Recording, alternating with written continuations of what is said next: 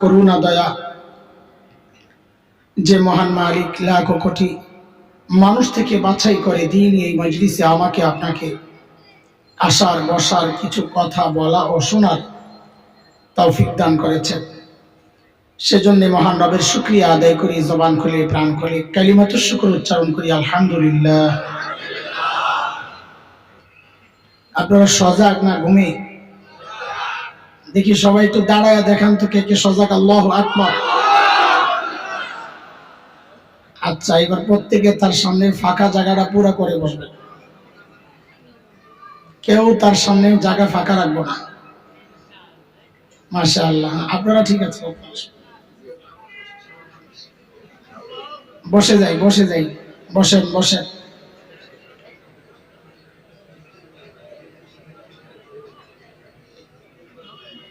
মাশাআল্লাহ মাশাআল্লাহ, জাযাকুমুল্লাহ। এবার বাইরের যারা আছেন বহিরাগতরা হল দখল করেন, ঢুকে যান। আয় আল্লাহ, এতক্ষণ পর্যন্ত আমাদের অত্যন্ত প্রিয় মানুষ, আমি দূর থেকে যে কয়টা কথা শুনেছি, দ্বীনি শিক্ষা কি করা হয়েছে আমাদের দেশে, শিক্ষা ব্যবস্থার কি অবস্থা, 12টা সবকিছুই তো 12টা বাজছে, শিক্ষা ব্যবস্থা ওই হিসাবে 13টা। আমি ওই লাইনেরই কিছু কথা বলতে চাই, তবে আমার ওই মূল কথায় ঢুকতে একটু দেরি হয়, এটা আমার বদ অভ্যাস। অনেক দূর থেকে ঘুরে আসতে হয় যেন আপনাদের বোঝাটা সহজ হয়। আশা করি মনোযোগ সহ শুনলে ইনশাআল্লাহ আমি কি বলতে চাচ্ছি বা ওলামারা আপনাদেরকে কি বলতে চাচ্ছেন, এটা আমাদের জন্য বোঝানো সহজ হবে ইনশাআল্লাহ, আপনারা সহজে বুঝবেন ইনশাআল্লাহ। শুরু থেকেই একটু আপনাদের সাপোর্ট দরকার, আমাদের মনোযোগ এক সাপোর্ট, আর আমার সাথে সাথে কথা বলা লাগবে। আমি একা কথা বলতে পারি না, পারবেন না ইনশাআল্লাহ? পারবেন, আওয়াজ বলে। দোস্ত, আল্লাহ সুবহানাহু ওয়া তাআলা জমিনে যত নবী পাঠিয়েছেন আলাইহিমুস সালাতু ওয়াস সালাম, এই সমস্ত নবীকে আল্লাহ কেন পাঠাইছেন, কখন পাঠাইছেন? আল্লাহ তাআলা যখন দেখেছেন তার বান্দা ধ্বংসের খাদে চলে গেছে, জাহান্নামের রাস্তায় ছুটে চলেছে, ওই বিপন্ন বিপর্যস্ত মানবতাকে রক্ষার জন্য জাহান্নামের রাস্তায় ছুটতে থাকা মানুষগুলোকে টেনে জান্নাতের রাস্তায় উঠায় দেওয়ার জন্য, ওই অসুস্থ মানুষগুলোকে সুস্থ করার জন্য আল্লাহ সুবহানাহু ওয়া তাআলা যুগে যুগে হযরতে আম্বিয়া আলাইহিমুস সালামকে দুনিয়ায় পাঠিয়েছে। যেমন হযরতে মূসা আলাইহিস সালামকে আল্লাহ কখন পাঠিয়েছে? আল্লাহ তাআলা যখন দেখেছেন ফেরাউন এবং তার বংশের লোকদের উপর এমন নির্যাতন চলছে যে বনি ইসরাইল নিঃশেষ হয় প্রায়। নির্যাতনের কিছু ধরন কোরআন আল কারীমের মধ্যে আসছে, যেমন একটা ধরন সূরা ইব্রাহিম আয়াত 6, আল্লাহ আমাদেরকে শুনিয়েছেন কি ধরনের নির্যাতন করত ফেরাউন এবং তার বংশের লোকেরা। আল্লাহ বলে, وَإِذْ قَالَ مُوسَى لِقَوْمِهِ اذْكُرُوا نِعْمَةَ اللَّهِ عَلَيْكُمْ إِذْ أَنْجَاكُمْ مِنْ آلِ فِرْعَوْنَ يَسُومُونَكُمْ سُوءَ الْعَذَابِ وَيُذَبِّحُونَ أَبْنَاءَكُمْ وَيَسْتَحْيُونَ نِسَاءَكُمْ وَفِي ذَلِكُمْ بَلَاءٌ مِّن رَّبِّكُمْ عَظِيمٌ।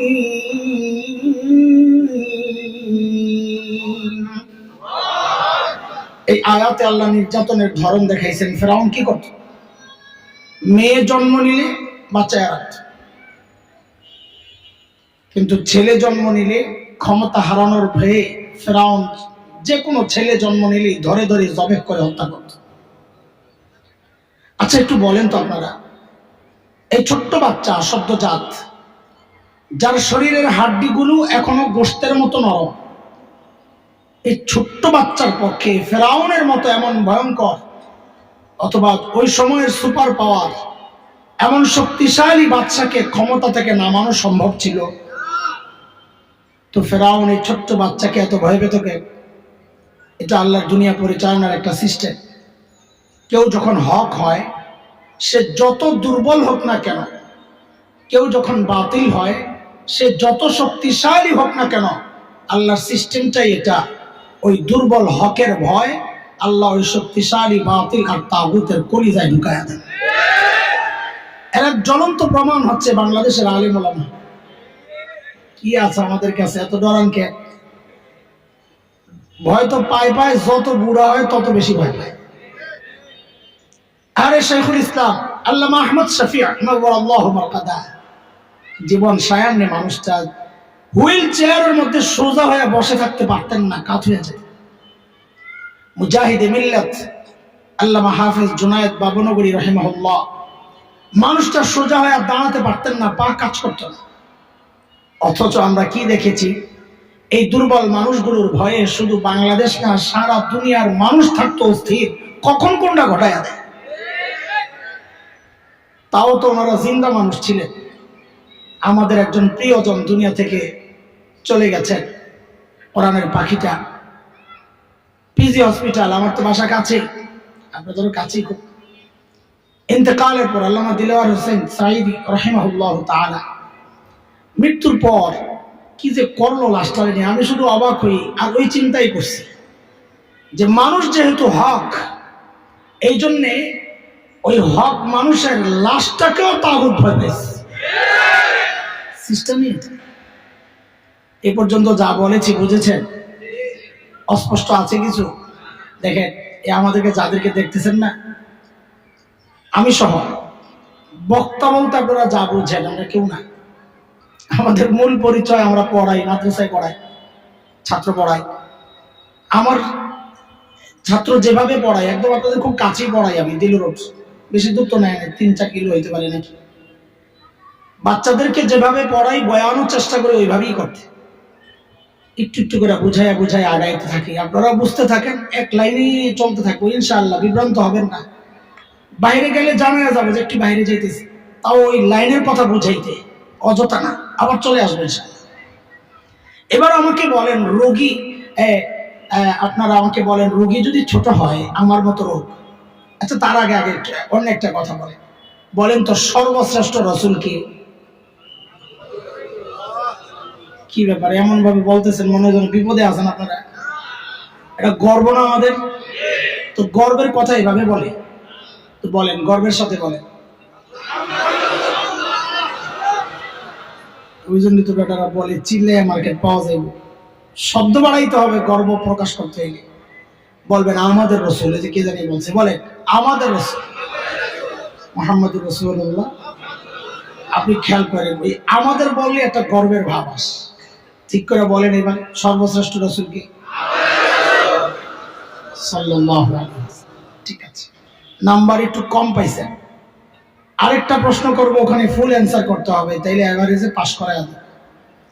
আচ্ছা বলেন তো রোগী যদি ছোট হয়, এই ধরেন আমি গলা ব্যথা, ভাঙ্গা, এটা আজীবন ভাঙ্গা ফাটাবাস, এই ছোট্ট রোগের চিকিৎসার জন্য মানুষ কই যাবে? এলাকার ডাক্তার না দেশের সবচেয়ে বড় ডাক্তার? কিন্তু রোগী যদি বড় হয় তো কই যাবে? এলাকার ডাক্তার না বড় ডাক্তার? কত বড় রোগী যত বড়, মানুষ ডাক্তারও তালাশ করবে তত বড়। ঠিক?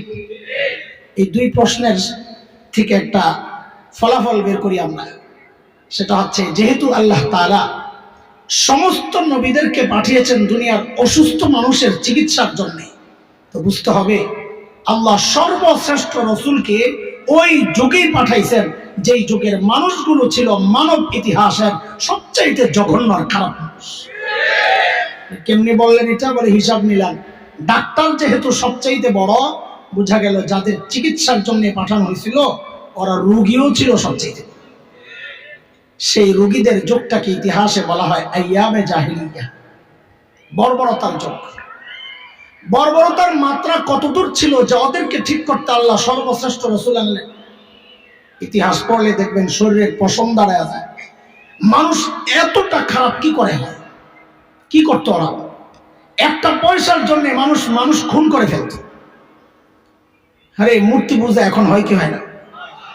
তখনও হতো, পার্থক্য কি? এখন মসজিদের মধ্যে মূর্তি রেখে পূজা করা হয়, অথচ তখন কাবার আশেপাশে 360 মূর্তি, ঘরের মধ্যে আলাদা মূর্তি, মন্দিরে আলাদা। কোথাও কোথাও সফরে বের হলে পকেটে করে বগলের নিচে করে একটা ছোট্ট মূর্তি নিয়ে নিত। কেন? রাস্তায় পূজা করার জন্য যদি আবার খোদা না পাওয়া যায়, বান্দায় খোদা পকেটে লয়ে পড়ে। জন্ম নিয়ন্ত্রণ এখন হয় কি হয় না? তখনও হতো। পার্থক্য, এখন জন্ম নিয়ন্ত্রণ হয়, পেটের মধ্যে বাচ্চা নষ্ট করা হয় অথবা আসতে দেওয়া হয় না। আর তখন জন্ম নিয়ন্ত্রণ হতো বাচ্চা হওয়ার পর দেখতো ছেলে না মেয়ে। যদি দেখছে ছেলে রেখে দিত, আর যদি দেখছে মেয়ে, এটা ছিল বাবার জন্য সামাজিক কলঙ্ক। আমি মেয়ের বাবা। ওই কলঙ্ক থেকে বাঁচার জন্য বাবা নিজ হাতে নিজের কলিজার টুকরা মেয়েকে জীবন্ত দাফন করত। সূরা যুখরুফ, সূরা নাহাল, এদিকে এদিকে অল মারছে লাইট একটা, এমন একটা আমার কাছে আসিল ছোটকালে, ওর কাজ ওরে করতে। সূরা নাহালে আসছে 14 নম্বর পারা 58 59 নম্বর আয়াত, সূরার নাম্বার, আয়াতের নাম্বার। আল্লাহ বলেন, وَإِذَا بُشِّرَ أَحَدُهُم بِالْأُنثَىٰ ظَلَّ وَجْهُهُ مُسْوَدًّا وَهُوَ كَظِيمٌ يَتَوَارَىٰ مِنَ الْقَوْمِ مِن سُوءِ مَا بُشِّرَ بِهِ أَيُمْسِكُهُ عَلَىٰ هُونٍ أَمْ يَدُسُّهُ فِي التُّرَابِ أَلَا سَاءَ مَا يَحْكُمُونَ।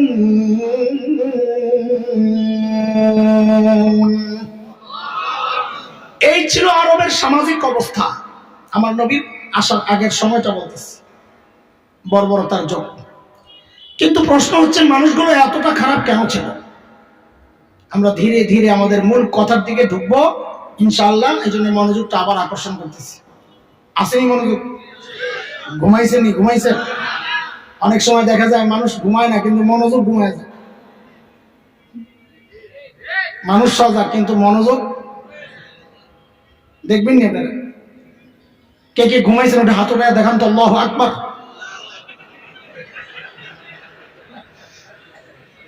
না ঠিক আছে, আপনারা না উঠাইলে তো আমি স্মরণে করে দেখতাম।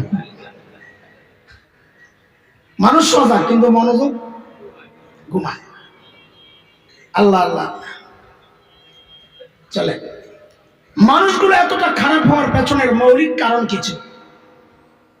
আমাদের দারুল দেওবন্দের প্রায় 55 বছরের প্রিন্সিপাল মুহতামিম হাকিমুল ইসলাম কারি তৈয়ব রহমতুল্লাহ আলাইহি বলেন, মৌলিক কারণ, কারণের অভাব নাই, মৌলিক কারণ ছিল দুইটা। বলেন তো, সবাই বলেন, আবার বলেন, বারবার বলেন, মৌলিক কারণ। 1 নম্বর ছিল জাহালত, মূর্খতা। 2 চারিত্রিক অধঃপতন। দেখেন, এই 2টা সমস্যা এতটা ভয়ঙ্কর, একটাও যদি কারোর মধ্যে থাকে সেও অপরাধ করে। যেমন একজন ইঞ্জিনিয়ার, সে শিক্ষিত না মূর্খ? শিক্ষিত, লেখাপড়া করছে। অথচ আমরা কিছুদিন আগেও কি দেখেছি? সরকারি কাজের টেন্ডার পেয়ে ইঞ্জিনিয়ার সাহেব ব্রিজ বানাইতে গিয়ে রডের বদলে বাঁশ ঢুকাইয়া দিচ্ছে। আচ্ছা, ও জানতো না কারো রড ঢুকাইতে হয়? জানতো? লেখাপড়া করছে না? সর্বোচ্চ নাইলে রাতে পরীক্ষা দিছে, এর বেশি তো না, পড়ছে তো। তো বাঁশ কেন ঢুকাইলো? মানে চরিত্র খারাপ। ওই সময়ের আরবদের না ছিল লেখাপড়া, না ছিল চরিত্র। তাহলে মৌলিক সমস্যা কয়টা? মাথার এক সাইডে একটা জিনিস সেট করে। কেমন পর্যন্ত এই সমাজে যত সমস্যা দেখা দিবে, সমস্ত সমস্যার পেছনের মৌলিক কারণ এই 2টাই। হয় লেখাপড়া নাই, দিনই, অথবা চারিত্রিক সমস্যা। সমস্যা কয়টা? আমি মুখস্থ করে এবং পড়া জিজ্ঞেস করি। আজকে আগা গোড়া আমাকে যা হুজুররা ডাকছে আপনার ঘরে, কারা ডাকছে? যারা সবাই ওস্তাদরা ডাকছেন, যেহেতু পড়াশোনায় যাবে। আর বিশেষ করে মাদ্রাসার পোলাপাইন যেগুলো আছো, আমারে ঠিক মতো সময় মতো কথাগুলো জবাব না দিলে কিন্তু মুরগি বানায় না। সমস্যা কয়টা? এই মৌলিক দুই সমস্যা মোকাবেলার জন্য, ঠিক করার জন্য সমাধান হিসাবে আল্লাহ সুবহানাহু ওয়া তাআলা সর্বশ্রেষ্ঠ রাসূলকে মৌলিক দুইটা দায়িত্ব আর সমাধান দিয়ে দুনিয়ায় পাঠিয়ে দিয়েছে। বলেন সমস্যা কয়টা? সমাধান বলেন দুইটা। হ্যাঁ, সমাধান। এটা বারবার বলে মুখস্থ করেন। সমস্যা, সমাধান, আবার সমস্যা, সমাধান। মনে রাখেন, ওই যে আগে একটা কথা মুখস্থ করা এখানে ঢুকাইছে, কিয়ামত পর্যন্ত সমস্ত সমস্যার মূলে এই দুই সমস্যা। ঠিক কিয়ামত পর্যন্ত সমাধানও আমার নবী যেই দুই সমাধান নিয়ে আসছেন, ওই দুইটাই ভিন্ন কোনো পথে দুনিয়ার সমস্যার সমাধান হতে পারে না। সেই দুই সমাধান কি? আল্লাহর হাবিব নবুয়ত পেয়ে ঘোষণা দিলেন, ইন্নামা বুইসতু মুআল্লিমা বুইসতু লিউতাম্মিমা মাকারিমাল আখলাক। নবী ঘোষণা দিলেন, আল্লাহ আমাকে শিক্ষক বানায়া দুনিয়ায় পাঠাইছেন। কি বানায়া? আমাদের নবী কি ছিলেন? আবার বলেন, আবার বলেন। আমি আবারও পরে জিজ্ঞেস করব, জবাব দেওয়া লাগবে। শিক্ষক বানাই আল্লাহ কেন পাঠাইছেন? ওই যে এক সমস্যা মূর্খতা, ওই মূর্খতা দূর করার জন্য। দুই নম্বর নবী বলেন, আল্লাহ আমাকে সর্বোচ্চ উন্নত চরিত্র দিয়ে দুনিয়ায় পাঠিয়েছেন কেন? আমি যেন ওই বর্বর মানুষগুলোর পেছনে মেহনত করে করে ওদেরকে মানব ইতিহাসের শ্রেষ্ঠ আখলাক আর চরিত্রওয়ালা বানাতে পারি। আবার বলেন সমস্যা কয়টা? সমাধান। আমাদের নবী যেন কি ছিলেন বলেন? এখান থেকে কিছু কথা হুজুরের সাথে একটু যুক্ত হই, আবার আলাদা হব, আবার যুক্ত হব ইনশাআল্লাহ। দেখেন, আমার নবী ছিলেন শিক্ষক। আমার নবীকে বলা হয় উম্মি নবী। অর্থ না জানার কারণে অনেকে মনে করেন, বলেন উম্মি মানে মূর্খ। নাউজুবিল্লাহ। তুমি মানুষের কাছে পড়ে শিক্ষিত হয়ে গেল, আর আমার নবীকে পড়াইছেন আল্লাহ তাআলা, আমার নবী মূর্খ হইলেন? এটা তো মূর্খ যারা কে বলবে। আল্লাহ যার শিক্ষক, তিনি মূর্খ কেন? নবী বলেছেন আল্লাহ মানে রব্বি। আমাকে কে শিখাইছে? আল্লাহ। আচ্ছা, কিছু কথা বলতে চাই, ডর লাগে। ডর মানে ওই ডর না যে দৌড়ানি দিবেন, ধাওয়া দিবেন, ওই ডর কবে শেষ করছি, জব করে গেছি ওই ডর। ভয় হলো আপনারা ভুল বুঝেন। কিছু কথা আপনাদের হৃদয়ে একটু খোঁচার মতো লাগতে পারে। আল্লাহ সাক্ষী, খোঁচা দেওয়ার জন্য কথাগুলো বলবো না ইনশাআল্লাহ। বলবো আপনাদের হৃদয়ে আফসোসের আগুন জ্বালাইতে, যাহারে কি করলাম। ভুল বুঝবেন না। সেটা হচ্ছে, দেখেন আপনারা যারা মাদ্রাসা ওয়ালা না, আপনাদের গর্বের উপলক্ষের শেষ নাই। কেউ ডাক্তার, তার গর্ব। কেউ ইঞ্জিনিয়ার, তার গর্ব। কেউ শিল্পপতি, সমাজপতি, তার গর্ব। কেউ জনপ্রতিনিধি, তার গর্ব। কারো ছেলে মেয়ে ইউরোপ আমেরিকায় থাকে, তার গর্ব। কিন্তু আমরা এই হুজুর, আলেম ওলামা, মাদ্রাসায় যারা পড়াচ্ছি, এখানে কওমি আলিয়া আমি ভাগ করতে চাই না। আমাদের একটা গর্বের জায়গা আছে। অত গর্বের এত উপলক্ষ নেই। একটা উপলক্ষ কি? সেটা আমরা যে লেখাপড়া করি, আলহামদুলিল্লাহ আলহামদুলিল্লাহ, এই লেখাপড়ার গোড়ায় মুহাম্মদুর রাসূলুল্লাহ সাল্লাল্লাহু আলাইহি ওয়াসাল্লাম। আলহামদুলিল্লাহ, যাই পড়ি না কেন গোড়ায় আমার নবী। যেমন একটা উদাহরণ দিলে আপনারা বুঝবেন ইনশাআল্লাহ। বুখারী শরীফের নাম শুনছেন? না শুনবেন আর কোথেকে? আপনারা এখন বুখারী দেখে দেখে খালি ফতুয়া দেন। এখন আর আলেমের কাছে যাওয়া লাগে না। এখন নতুন উস্তাদ দাঁড়িয়েছে, ফজিলাতুল শেখ আল্লামা মুফতি ইন্টারনেট লাহমাতুল্লাহি আলাইহি। আলহামদুলিল্লাহ, আমরা বুখারী পড়ছি, অনেকে পড়াচ্ছে। আল্লাহর রহমতে আমিও পড়েছি। প্রথম হাদিস ইন্নামাল আ'মালু বিন্নিয়াত, আল হাদিস, লম্বা হাদিস। এই হাদিসটা আমি তো ঢাকার ফরিদাবাদ মাদ্রাসায় পড়েছি। আমার উস্তাদ মুহতারাম ছিলেন শেখুল হাদিস আল্লামা আব্দুল হাফিজ রহমতুল্লাহ আলাইহি। দেওবন্দ মাদ্রাসায় পড়েছি, আমার উস্তাদ ছিলেন শেখুল হাদিস আল্লামা নাসির খান রহমতুল্লাহ আলাইহি। আমার এই দুই উস্তাদের উস্তাদ ছিলেন শেখুল আরব ওয়াল আজম হযরত হুসাইন আহমদ মাদানী নব্বরাল্লাহু মারকাদা। তার উস্তাদ ছিলেন শেখুল হিন্দ মাহমুদ হাসান দেওবন্দি রহমতুল্লাহ আলাইহি। তার উস্তাদ ছিলেন ব্রিটিশ বিরোধী আন্দোলনের অন্যতম সিপাহ সালার মুজাহিদ মিল্লাত দারুল দেওবন্দের অন্যতম প্রতিষ্ঠাতা কাসিমুল উলুম ওয়াল খায়রাত ইমাম কাসিম নানুতুবি রহমতুল্লাহ আলাইহি। তার উস্তাদ ছিলেন শাহ আব্দুল গনি মুজাদ্দিদ দেহলভী রহমতুল্লাহ আলাইহি। তার উস্তাদ ছিলেন শাহ মুহাম্মদ ইসহাক দেহলভী রহমতুল্লাহ আলাইহি। তার উস্তাদ ছিলেন শাহ আব্দুল আজিজ মুহাদ্দিস দেহলভী রহমতুল্লাহ আলাইহি। তার উস্তাদ ছিলেন শাহ ওয়ালিউল্লাহ মুহাদ্দিস দেহলভী রহমতুল্লাহ আলাইহি। তার উস্তাদ ছিলেন আবু তাহের আল মাদানী রহমতুল্লাহ আলাইহি। তার উস্তাদ ছিলেন ইব্রাহিম কুর্দি রহমতুল্লাহ আলাইহি। তার উস্তাদ ছিলেন আহমদ আল গশাশি রহমতুল্লাহ আলাইহি। তার উস্তাদ ছিলেন আহমদ আশ-শান্নাবী রহমতুল্লাহ আলাইহি। তার উস্তাদ ছিলেন মুহাম্মদ আর-রামালি রহমতুল্লাহ আলাইহি। তার উস্তাদ ছিলেন যাইনুদ্দিন আল মিসরি রহমতুল্লাহ আলাইহি। তার উস্তাদ ছিলেন আহমদ ইবনে আলী আল হাজার আল আসকালানি রহমতুল্লাহ আলাইহি। তার উস্তাদ ছিলেন ইব্রাহিম আত-তানুখি রহমতুল্লাহ আলাইহি। তার উস্তাদ ছিলেন আবুল আব্বাস আল হাজ্জার রহমতুল্লাহ আলাইহি। তার উস্তাদ ছিলেন আবু আলী আজ-জুবাইদি রহমতুল্লাহ আলাইহি। তার উস্তাদ ছিলেন আবুল ওয়াক্ত আস-সিজজি রহমতুল্লাহ আলাইহি। তার উস্তাদ ছিলেন আবুল হাসান আদ-দাউদি রহমতুল্লাহ আলাইহি। তার উস্তাদ ছিলেন আবু মুহাম্মদ আস-সারাখসি রহমতুল্লাহ আলাইহি। তার উস্তাদ ছিলেন আবু আব্দুল্লাহ ফিরাবি রহমতুল্লাহ আলাইহি। তার উস্তাদ ছিলেন মুহাম্মদ ইবনে ইসমাঈল ইমাম বুখারী রহমতুল্লাহ আলাইহি। তার উস্তাদ ছিলেন হুমায়দি রহমতুল্লাহ আলাইহি। তার উস্তাদ ছিলেন সুফিয়ান ইবনে উয়াইনা রহমতুল্লাহ আলাইহি। তার উস্তাদ ছিলেন ইয়াহইয়া ইবনে সাঈদ আল আনসারী রহমতুল্লাহ আলাইহি। তার উস্তাদ ছিলেন মুহাম্মদ ইবনে ইব্রাহিম আত-তাইমি রহমতুল্লাহ আলাইহি। তার উস্তাদ ছিলেন আলকামা ইবনে ওয়াক্কাস আল-লাইসি রহমতুল্লাহ আলাইহি। তার উস্তাদ ছিলেন উমর ইবনে আল-খাত্তাব রাদিয়াল্লাহু আনহু। তার উস্তাদ ছিলেন মুহাম্মদুর রাসূলুল্লাহ সাল্লাল্লাহু আলাইহি ওয়াসাল্লাম। এটা আমাদের গর্ব। আমাদের শিক্ষার গোড়ায় মুহাম্মদুর রাসূলুল্লাহ সাল্লাল্লাহু আলাইহি ওয়াসাল্লাম।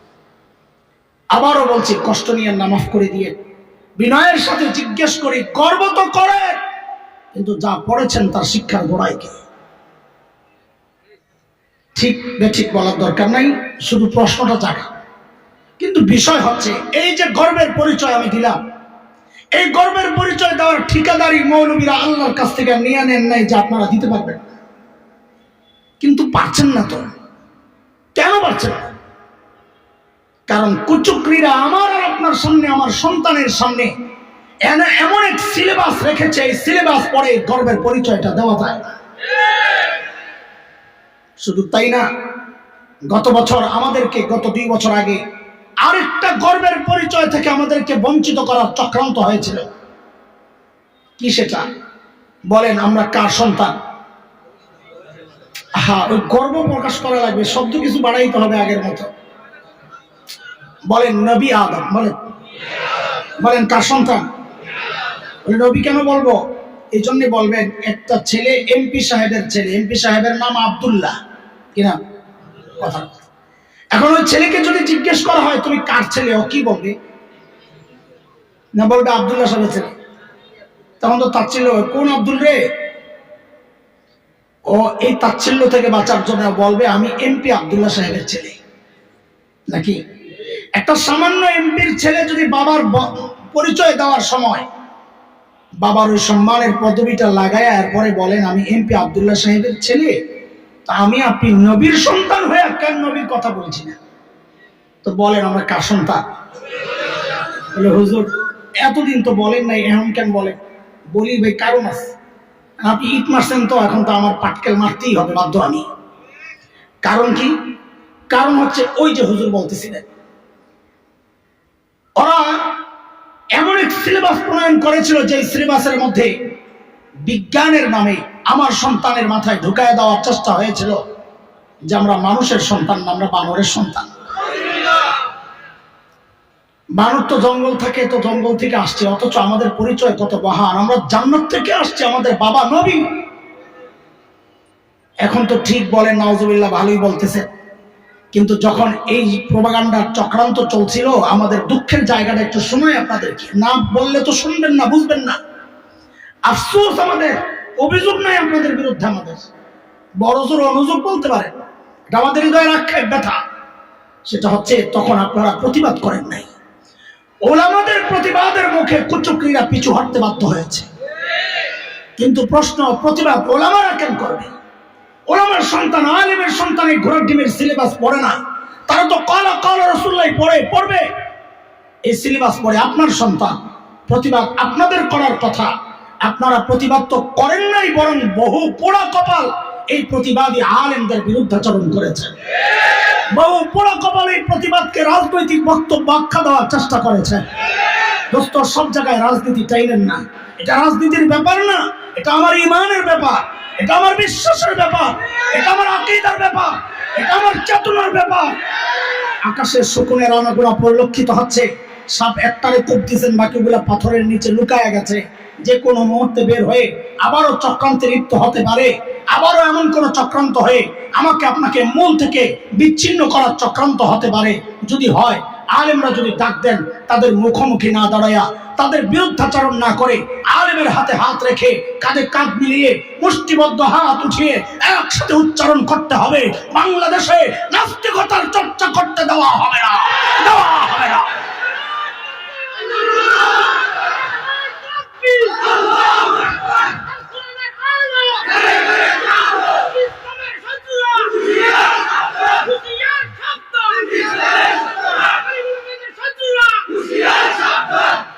মনে রাখবেন একটা কথা, ইমান আছে তো স্বাধীনতাও আছে। এই আলেমরা নাই, ইমানদাররা থাকবে না তো দেশের স্বাধীনতাও থাকবে না। আজকে international society for Krishna consciousness বা ইসকন, যার সংক্ষেপ, তার বিরুদ্ধে এখন আপনারা সোচ্চার। আমাদের বড় খুশি লাগতেছে। কেন?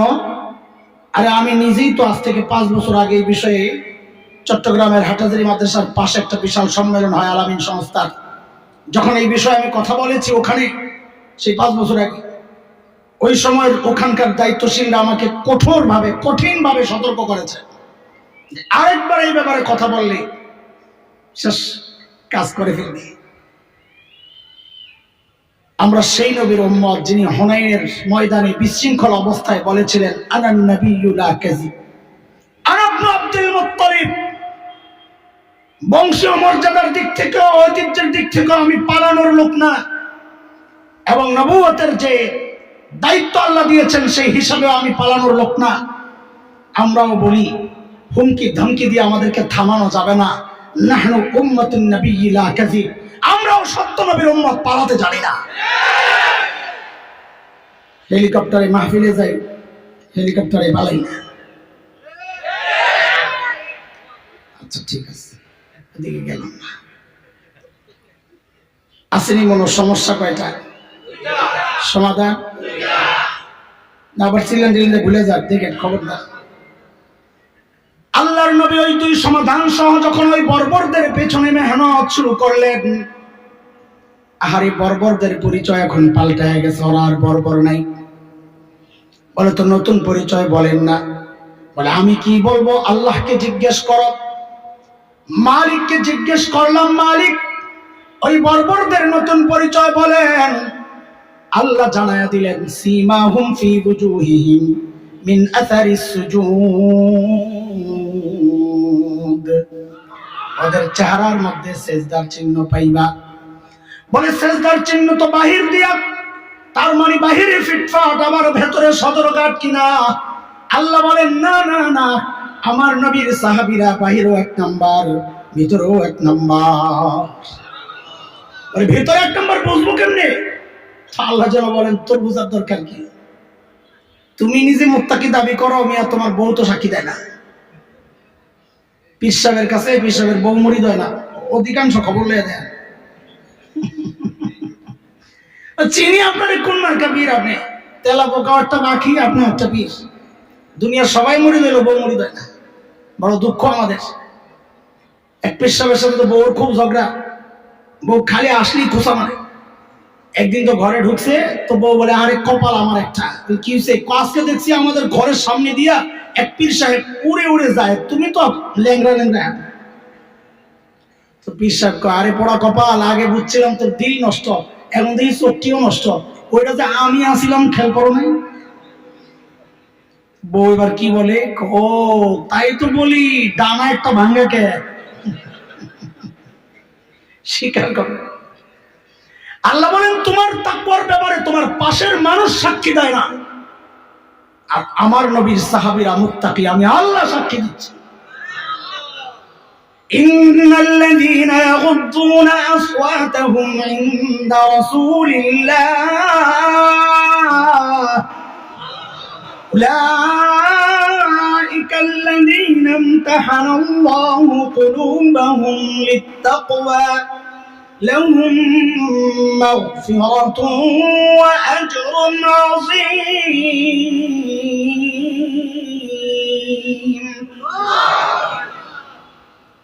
নবীকে জিজ্ঞেস করলাম, ইয়া রাসূলুল্লাহ, বর্বরদের নতুন পরিচয় দেয়। আল্লাহর হাবিব তো যেন কেঁপে উঠছে, নাই আমার সাহাবীদেরকে বর্বর বলিস না, এরা এখন বর্বর নাই। বলে তো কি? তো নবী বলেন, খায়রুল কুরুনি কারনি, এরা এখন বর্বর নাই, এরা এখন মানব ইতিহাসের সর্বশ্রেষ্ঠ মানুষ হয়ে গেছে। কয়টা বাজে?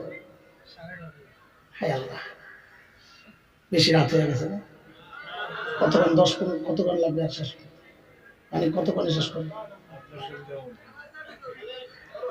ঠিক আছে, চলবে তো, ঠিক আছে, আচ্ছা ঠিক আছে, চলতেছে। অন্যদের কষ্ট হবে, যারা আশেপাশে একদম আবাসিক এলাকা তো, এই জন্য ভয় পাই। আচ্ছা ঠিক আছে, একটু ছোট করি। ছোট মানে কথা চুরি করবো না, জায়গাটা কমাই, একটু দেখতে দেখতে ঢুকাই দিই ছোট্ট একটা প্যাকেটের মধ্যে বয়ান, ঠিক আছে না? মনে রাখা লাগবে তো, মনে আছে তো? তো 2টা প্যাকেট বানাই দিই আপনাদেরকে, যেন পকেটে নিয়ে আজকের বয়ানটা নিয়ে যাওয়া যায়, ঠিক আছে না? কয় প্যাকেট? শুরু থেকে এই পর্যন্ত যা বলেছি, সামনে যা বলবো ইনশাআল্লাহ, মোট 6 কথার বয়ান। বলেন কয় কথা? 3 কথা সাহাবীদেরকে নিয়ে,